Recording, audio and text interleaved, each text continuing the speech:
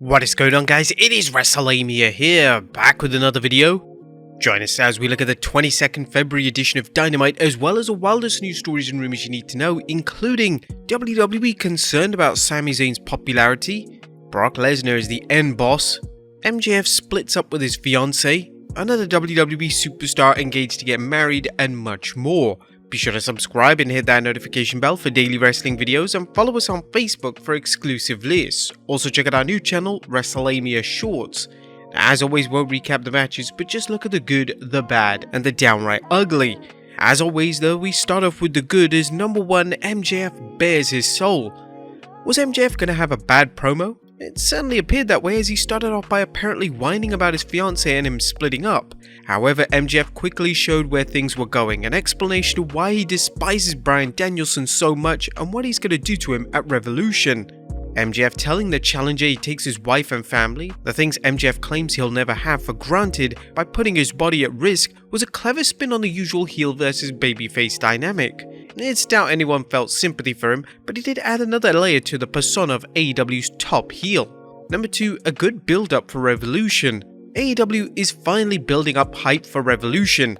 As we've been saying for some time, AEW is a good product, but it's in a bit of a creative slump. That's a bad spot to be in, especially when you have to sell a pay-per-view. Unfortunately, last night's show had several segments and matches that made the show worth checking out, including Moxley vs Page, MJF vs Danielson, and the AEW Women's Championship match. Number 3, Christian Cage outfoxes Jungle Boy. The current conflict between Christian Cage and Jungle Boy Jack Perry has been elevated by AEW showing Cage continuing to outfox Jungle Boy. Can Perry beat Cage in a match? Well, yeah, but AEW has repeatedly shown how the wily veteran possesses the edge in experience and cheating, something he's going to have to work hard to overcome. Number 4, the House of Black always wins. The House of Black always wins, well, at least on promos. AEW can book Malachi and company like garbage, but as soon as AEW puts them on the stick or in a hype video, they instantly score a W. Just imagine if the promotion was going to give them a real push. Number 5, subtle build for Britt turn on Jamie. Is Dr. Britt Baker going to turn on AEW Women's Champion Jamie Hayter? Well, that's a no-brainer for anyone familiar with the way the wrestling world works. However, give AEW credit for not making it obvious. When Hayter said she wanted to defend her title against someone deserving, Dr. Baker didn't make a face when her name was left out. A turn is coming, but AEW seems content in subtle rather than obvious. But that was the good. What about the bad? Is number 1, Jeff Jarrett and Jay Lethal in a World Tag Title match. Can Jeff Jarrett and Jay Lethal still put on good matches? Well, yeah, they can, but they shouldn't be in any AEW World Tag Team Championship matches. Putting them over in last night's Battle Royal was bad booking, especially when you consider how many more deserving teams there are. Number 2, Saraya and Storm's spray paint fail. Someone needs to take Saraya and Toni Storm's paint cans away. Not only are they a laughable ripoff of the New World Order, but neither woman seems to know how spray paint works. Last night's segment where the two heels tried defacing a fan's Britt Baker sign made them look ridiculous and low rent. Number 3, where's Jade Cargill? TBS champion Jade Cargill is one of the best things going in the women's division, so why wasn't she on last night's Dynamite? With AEW building Jade's unbeaten streak of 53-0, she should be on nearly every episode of Dynamite, whether it's crushing opponents or just talking trash. And Tony Khan's lukewarm announcement. Now, Tony Khan has a good record with making major announcements, but last night's announcement was a bit of a letdown.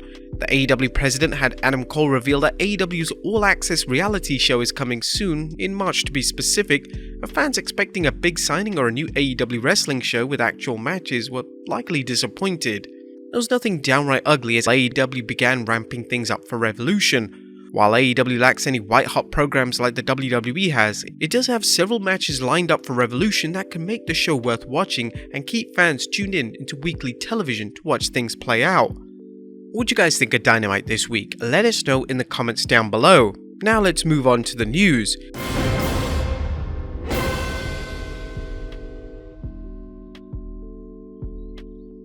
Now first story looks at WWE concerned about Sami Zayn's popularity. At top of the news today is the question, is the WWE worried about Sami Zayn's popularity? One might think having a superstar go over like Sami Zayn would be seen as a good thing. However, with the WWE gung-ho on promoting Cody Rhodes as the company's top face, not to mention Roman Reigns' opponent at WrestleMania's main event, Sami's continued popularity is seen by some as a bad thing. Dave Meltzer discussed things on the recent Wrestling Observer Radio, pointing out what the WWE did when Cody Rhodes came out for a promo on the 20th February Raw.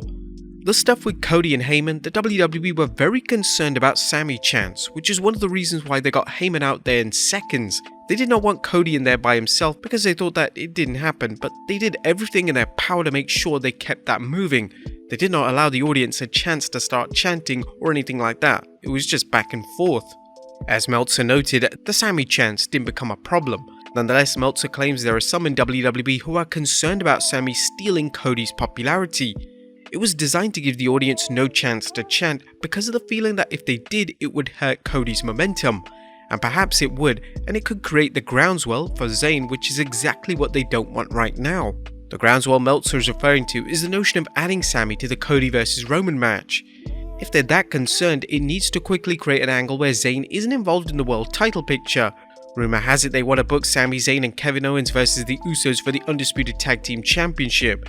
If so, the WWE want to rush the program rather than dragging out the question of whether KO will reunite with his former friend.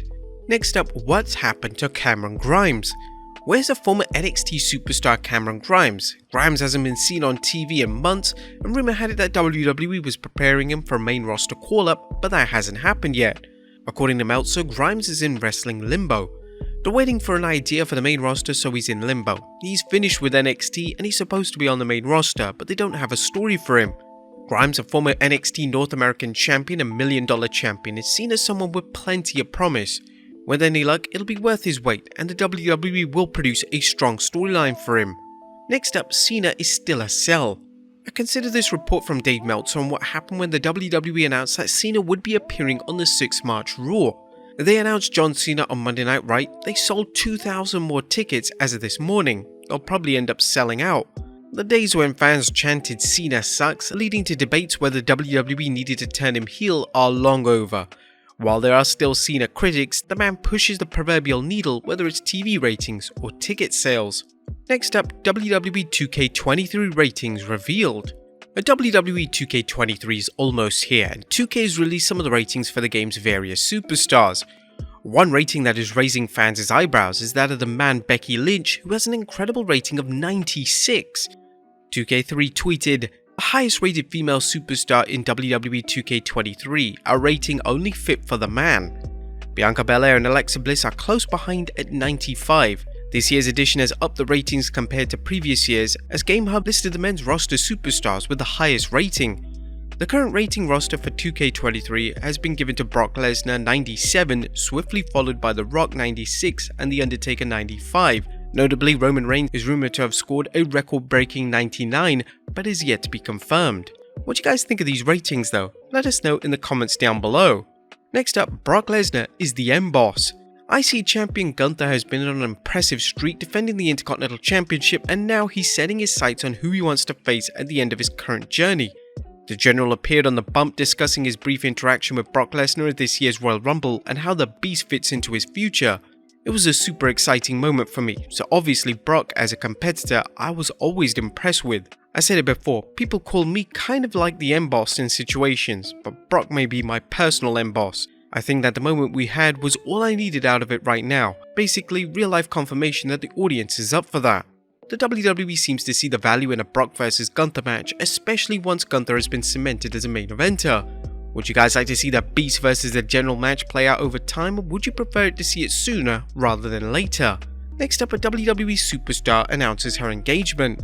Sonya Deville is engaged to be married. Deville, best known on a run on SmackDown as a wrestler as well as her former role as a WWE authority figure, announced the good news today on Instagram. In addition, People magazine reported the 29-year-old wrestler popped the question to girlfriend Tony Cassano on February 15th at a wine cellar cave in Tuaca, New Jersey, the couple tells People exclusively. According to WWE.com, the two have been dating since early 2022. We send our congratulations to the happy couple and wish them well as they continue their romantic journey. Next up, MJF splits with his fiancé. Now unfortunately, there is some bad news concerning wrestlers' relationships. As mentioned in our Dynamite analysis, MJF revealed his engagement has been called off. Now Fightful Select reports the MJF promo had a lot of truth to it. Normally wouldn't cover that type of thing, but he and his fiancée did have a split, as was referenced on tonight's AEW Dynamite. And finally, Moxley's match Milestone. Last but not least, congrats to Jon Moxley for becoming the first AEW star to win 100 matches. Mox's main event win over Evil Uno sealed the deal. According to the Sportster, Orange Cassidy has 88 while Jungle Boy Jack Perry has 89. Regardless, Moxley will always be in the record book as the first. But there you have it folks, I'll look at Dynamite this week as well as the wildest news stories and rumors you need to know. Be sure to leave your comments down below. I'll see you next time with some more wrestling content.